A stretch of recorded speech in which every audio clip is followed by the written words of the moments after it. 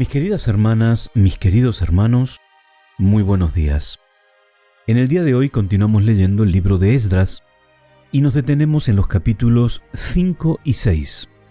Yo he elegido para que leamos juntos en el día de hoy, en el capítulo 6, el versículo número 14, que dice: Así, los ancianos de los judíos edificaban y prosperaban conforme a la profecía del profeta Ageo y de Zacarías, hijo de Ido.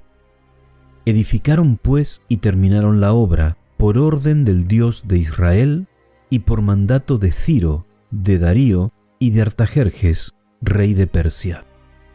Me llama mucho la atención dos cosas en este pasaje. En primer lugar, la primera parte del versículo que nos habla de que los ancianos y el pueblo de Judá que había regresado a Jerusalén trabajaban en la obra que Dios les había dado y al mismo tiempo eran prosperados.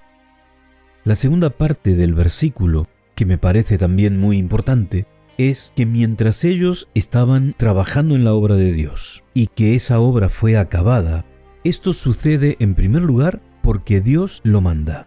Pero en segundo lugar, aquí se nos dice que también son responsables de que la orden de Dios llegue a buen término. Tiene que ver con la voluntad de 3 reyes paganos. Evidentemente, el que sean 3 no afecta en absoluto, no tiene ningún sentido, ¿no? Lo que sí es importante es que son reyes paganos. No son reyes de Israel, no son reyes de Judá, no son gobernantes del pueblo de Dios, sino que son los máximos monarcas que el mundo tenía en aquel entonces. Y esto a mí me hace pensar, porque es Dios el que está por encima también del poder y del reinado de esos reyes paganos. ¿De qué se nos está hablando? Dios le da a su pueblo, Dios le da a sus hijos, y podemos decir tranquilamente que Dios te da a ti, mi querida hermana, mi querido hermano, y también a mí, responsabilidades que tienen que ver con un trabajo, con una obra dentro del marco del pueblo de Dios, dentro del marco de la obra que Dios ha establecido para sus hijos en este mundo. Y Dios nos promete, de la misma manera que a ellos, y lo cumplió, si trabajamos en la obra de Dios, Dios va a prosperar nuestro camino. Pero entendamos bien esta idea de la prosperidad.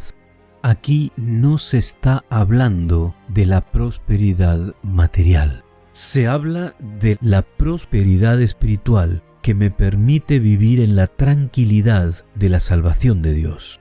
La prosperidad que, a pesar de las dificultades sociales, económicas, culturales que yo pueda vivir, como el pueblo de Israel vivió en aquellos años en Babilonia, el Señor va a estar a nuestro lado para que podamos experimentar en nuestra vida el cumplimiento de sus promesas, el cumplimiento de sus profecías.